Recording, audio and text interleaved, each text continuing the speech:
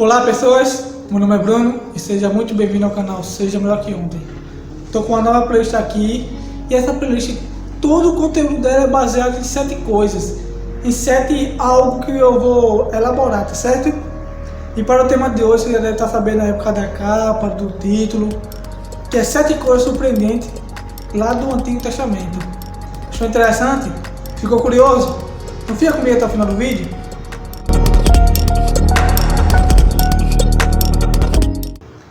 Bom, o primeiro fato surpreendente a gente pode ver lá em Gênesis 17. E 17 e começa assim no 15, versículo 15. Disse também Deus a Abraão: a Sarai, tua mulher, já não lhe chamará Sara, porém Sarai, porém Sara. Abençoá-la-ei e dela te darei um filho. Sim, eu abençoarei, e ela se tornará nações, reis de povos procederão dela.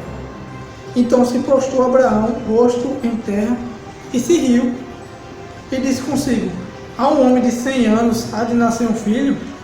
Dará à luz Sara com seus 90 anos? Aí a gente fecha aí. Gênesis 17, do 15 ao 17, a gente fecha aí.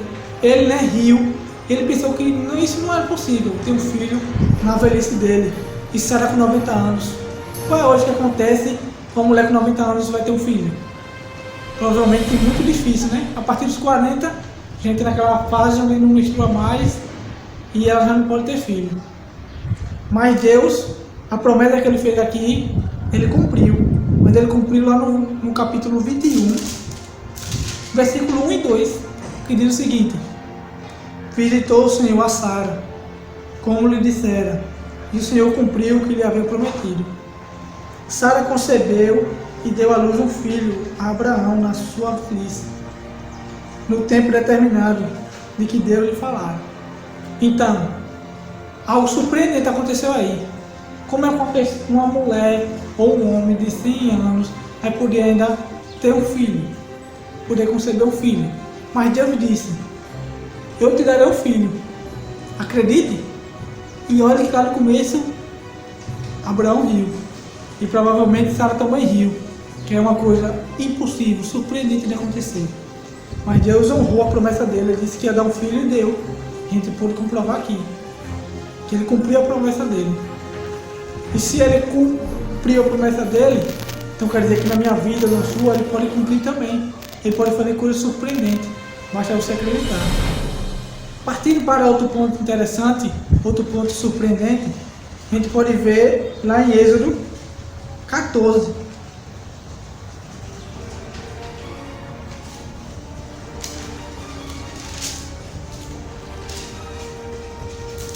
Êxodo 14, do 15 ao 16, diz o seguinte: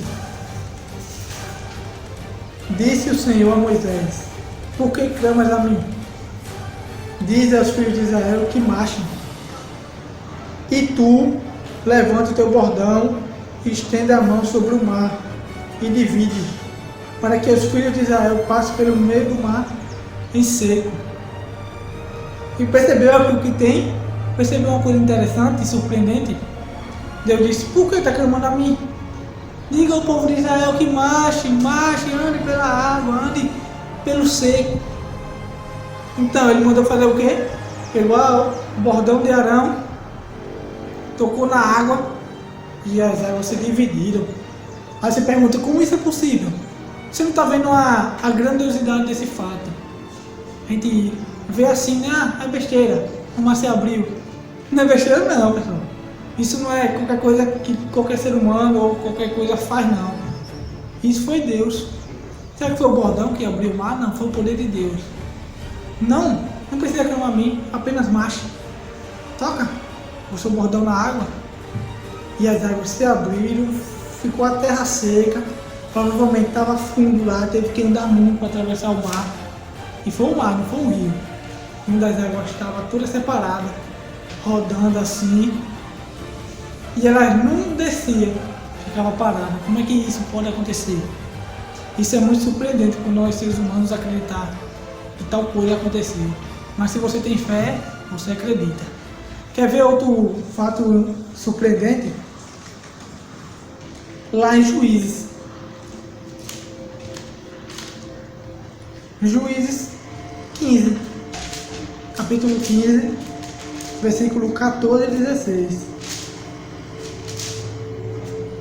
Que diz o seguinte. Juízes 15, 14 ao 16. Diz o seguinte. Chegando ele à lei, os filisteus lhe saíram ao encontro, jubilando. Porém o Espírito do Senhor de tal maneira se apossou dele, que as cordas que tinha nos braços se tornaram como os fios de linho queimados, e as suas armaduras se desfizeram das suas mãos. Achou uma queixada de jumento, e ainda fresca, a mão, e tomou-a, e feriu com ela 1000 homens. E disse, com uma queixada de jumento, um montão, outro montão. Com uma queixada de jumento, feri 1000 homens. Quer dizer o quê? Estava preso. Um pouquinho atrás, se você ler a história, você pode ver que foram 3.000 homens pegar Sansão. Conversaram lá com Sansão, beleza, eu vou com vocês. Amarraram a mão de Sansão e botaram ele preso, né? E Sansão, Deus tinha dado força sobre-humana a ele lá. Ele foi para no caminho, o Espírito do Senhor se apossou dele, onde ele desatou as mãos, pegou a queixada do jumento e feriu 1000 pessoas, 1000 daqueles israelitas lá. 3.000, matou 1000. Provavelmente os outros 2.000 fugiram, porque estava vendo que Deus tinha se apossado daquele homem e que estava com uma força maior do que o que ele tinha. E um homem só matou 1000. Isso é muito surpreendente. E Sansão disse, com a queixada de jumento, feri montão e outro montão, e junto deu 1000 homens. Isso é uma coisa inacreditável de se ver, de se acreditar. Um homem derrotar 1000 apenas com uma queixada de jumento, e provavelmente os outros tinham armas mais eficazes, mais letais. E isso é uma coisa surpreendente que Deus fez. Quer ver outro fato surpreendente? A gente pode ver lá em 1 Samuel.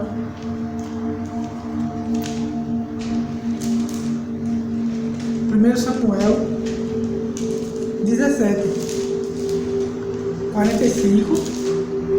Vamos ler primeiro 45. 1 Samuel 17, 45. Diz o seguinte. Davi, porém, disse ao filisteu, tu vens contra mim com espada e com lança, e com escudo, eu, porém, vou contra ti em nome do Senhor dos exércitos, o Deus dos exércitos de Israel, a quem tens afrontado. E ainda complementa lá no 49 e 50, diz o seguinte. Davi meteu a mão no alforje e tomou dali uma pedra, e com a funda lá atirou, e feriu o filisteu na testa. A pedra encravou-se-lhe na testa, e ele caiu com o rosto em terra. Assim prevaleceu Davi contra o filisteu, com a funda e com a pedra, e o feriu e o matou. Porém não havia espada na mão de Davi. Você vê uma coisa bem interessante aí? Provavelmente Golias não queria ferir, não queria, né, brigar com Davi. Davi, de pequena estatura, ia fazer o que contra ele? Um gigante. Mas ele falou, você vem com espada contra mim, mas eu vou em nome do Senhor. Olha o poder que aquele menino tinha, olha a fé que ele tinha. Será que ele cria mesmo em Deus? A gente vê com uma palavra dessa que ele cria verdadeiramente. Eu vou em nome do Senhor. E ele pegou a funda, pegou a pedra lá, só deu uma na testa e derrubou. Uma pedra, derrubou um gigante. Eu já levei uma predada. É aqui. Mas eu não morri. Mas a gente pode ver lá que uma pessoa pequena derrotou um gigante com uma pedra. Mas essa pedra parecia não, provavelmente estava com cheiro do poder de Deus. E o poder dele de uma pedra se transformou maior. Se transformou em algo surpreendente, algo poderoso para matar uma pessoa. E aí, derrubou Golias. E onde o pessoal de Golias viu tudo lá, viu a morte de Golias e viu que Deus era Deus e temeu o exército de Davi, o pessoal de Davi, né? E ele foi sem espada nenhuma, acabou matando das pessoas, um gigante lá, poderosa naquela época, né? E isso que a gente tem que fazer, acreditar no nosso Senhor, ouvir em nome do Senhor, e acabou. Outro fato interessante que a gente pode ver, está lá em 2 Reis, capítulo 6, 5 e 6, que diz assim, 2 Reis, capítulo 6, versículos 5 e 6, no seguinte: sucedeu que, enquanto um deles derribava um tronco, o machado caiu na água. Ele gritou e disse: ai, meu senhor, porque era emprestado. Perguntou o homem de Deus: onde caiu? Mostrou-lhe ele o lugar. Então Eliseu cortou um pau e lançou ali e fez flutuar o ferro. Então preste atenção nessa história aqui. Acho que você não entendeu completamente o poder de Deus agindo aqui. Como é que o cara derrubou um ferro na água e esse ferro flutua? O cara sacode um pauzinho ali e o ferro vem para cima. Aí você acha que foi Eliseu que fez isso? Não, foi Deus. Se ele não quisesse que não fosse achado aquele machado, não seria. Mas como Eliseu teve fé e creu que poderia aquele ferro subir, que a gente poder ver se faz surpreendente, a gente vê até um tópico engraçado aqui que diz: ai, meu senhor, porque me emprestaram. Eu acho que foi aí que Eliseu teve pena. Não, eu tenho que pegar esse machado desse rapaz. Sacudiu um pau, um pedaço de pau, e o machado flutuou. Que história é essa, Bruno? Não, a história que eu estou contando que Deus fez aqui. Deus é maravilhoso. Basta você acreditar que o poder dele pode vencer qualquer barreira na sua vida. Se você acredita, se você crê nisso, então bem-aventurado o homem que sois. Outro fato interessante, a gente pode ver lá em Daniel 3.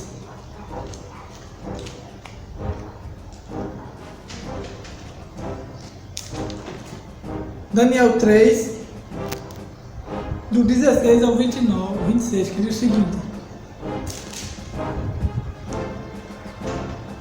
respondeu Sadraque, Mesaque e Abednego ao rei: ó Nabucodonosor, quanto a este não necessitamos de te responder. Se o nosso Deus é quem servimos, quer livrar-nos, ele nos livrará da fornalha de fogo ardente e das tuas mãos, ó rei. Se não, fica sabendo, ó rei, que não serviremos aos teus deuses, nem adoraremos a imagem de ouro que levantaste. Então Nabucodonosor se encheu de fúria e, transtornado o aspecto de seu rosto contra Sadraque, Mesaque e Abednego, ordenou que se acendesse a fornalha 7 vezes mais do que era acostumado. Ordenou aos homens mais poderosos que estavam no seu exército que atassem a Sadraque, Mesaque e Abednego e os lançassem na fornalha de fogo ardente. Então estes homens foram atados com seus mantos, suas túnicas e chapéus e suas outras roupas, e foram lançados na fornalha sobremaneira acesa, porque a palavra do rei era urgente e a fornalha estava sobremaneira acesa. As chamas do fogo mataram os homens que lançaram de cima para dentro a Sadraque, Mesaque e Abednego. Estes 3 homens, Sadraque, Mesaque e Abednego, caíram atados dentro da fornalha sobremaneira acesa. Então o rei Nabucodonosor se espantou e levantou-se depressa e disse aos seus conselheiros: não lancemos nós 3 homens atados dentro do fogo? Responderam ao rei: é verdade, ó rei. Tornou ele e disse: eu, porém, vejo 4 homens soltos que andam passeando dentro do fogo, sem nenhum dano. O aspecto do quarto é semelhante ao filho dos deuses.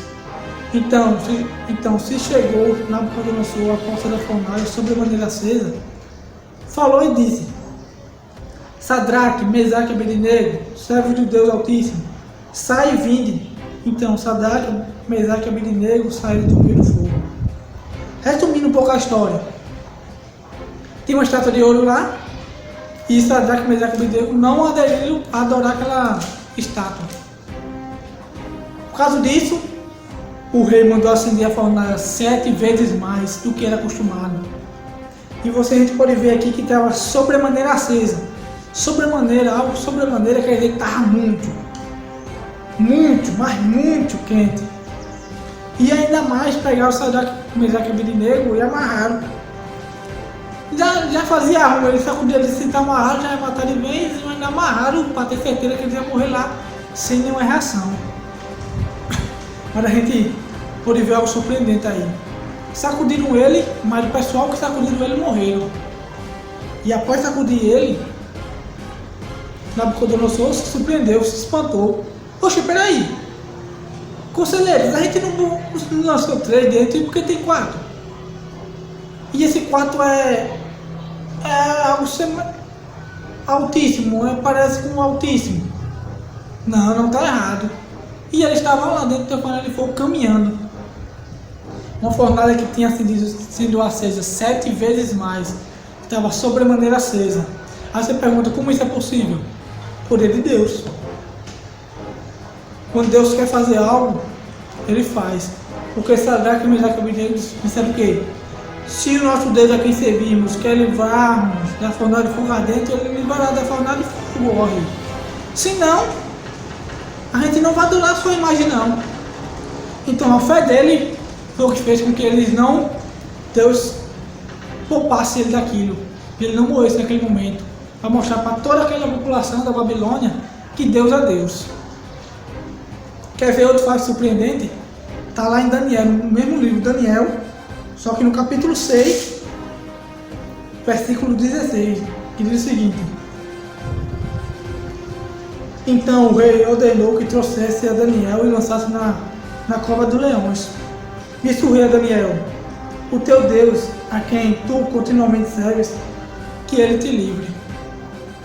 E a gente continua lá no versículo 21 e 22, que diz o seguinte: Então Daniel falou ao rei: Ó rei, vive eternamente.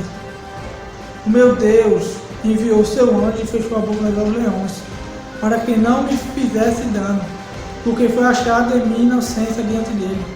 Também contra ti, ó rei, não cometi delito algum. Você viu? O rei, aquele mesmo rei que viu Sadraque, Mesaque e Abednego saindo da fornalha de fogo sem nada queimado dele, foi o mesmo rei que disse que o seu Deus que te livre. E como Daniel não tinha feito nada, tinha sido um golpe do pessoal lá da Babilônia para que Daniel morresse, Deus viu inocência nele. E aí livrou ele na boca do leão. Você sabe que o leão naquele tempo ali ficava num lugar fechado. E nem sempre tinha aquela delicadeza, tinha aquele cuidado. Provavelmente sempre estava faminto, para quando viesse algum ser humano ele devorar. Então, abrindo aquilo ali, com certeza fosse um ser humano que Deus deixasse que morresse, tinha sido morto, estava estraçalhado. Mas Daniel não, porque Daniel, Deus viu a inocência, ele não fez nada errado. E Deus viu a inocência e viu que não era hora de Daniel. E livrou ele do leão, mandou um anjo e esse anjo fechou a boca. Provavelmente esse anjo foi Jesus Cristo, que estava ali com Daniel. Se não, pode ter sido outro anjo que Deus enviou. Mas aí a gente vê o poder de Deus, livrando Daniel da morte certa. A gente está com o leão, provavelmente a gente estará morto nesse mundo, porque o pecado, né, não está só em nós, está nos animais também. Os animais não pecam, mas nosso mundo pecaminoso trouxe isso para os animais. E aí é a natureza deles. Certo? Mas o que eu quero mostrar com esse vídeo é que quando você crê em Deus, nada é impossível. Tudo é possível para aquele que crê em Deus. Para nós é impossível, mas para Deus tudo é possível. Que você possa ir com esse pensamento para cá, que você possa ficar com esse pensamento em tudo que você vai fazer. Mas sempre coloque Deus em primeiro lugar. É possível, com Deus em primeiro lugar. Se Ele não estiver em primeiro lugar na sua vida, infelizmente, o possível se tornará impossível mesmo. Tenha fé, bote Deus sempre em primeiro lugar e tudo dará certo. Deus possa te abençoar nesse dia, durante essa semana toda. Então, peço você que feche seus olhos e vamos agradecer nosso Deus com uma breve oração. Senhor Deus eterno Pai, obrigado, Senhor, por me usar para falar um pouco do teu respeito, do quanto o Senhor é bom, Pai. Quando a gente tem fé, acredita que o Senhor pode resolver determinada coisa na nossa vida, tudo se resolverá, Pai. E quando a gente coloca sempre o Senhor em primeiro lugar, mas quando a gente tira o Senhor, bota outra coisa acima do Senhor, as coisas desandam. Que a gente possa ter essa consciência que o Senhor é Deus. E tudo que o Senhor, e se for a sua vontade, o Senhor vai fazer, Pai. Não existem coisas impossíveis para o Senhor.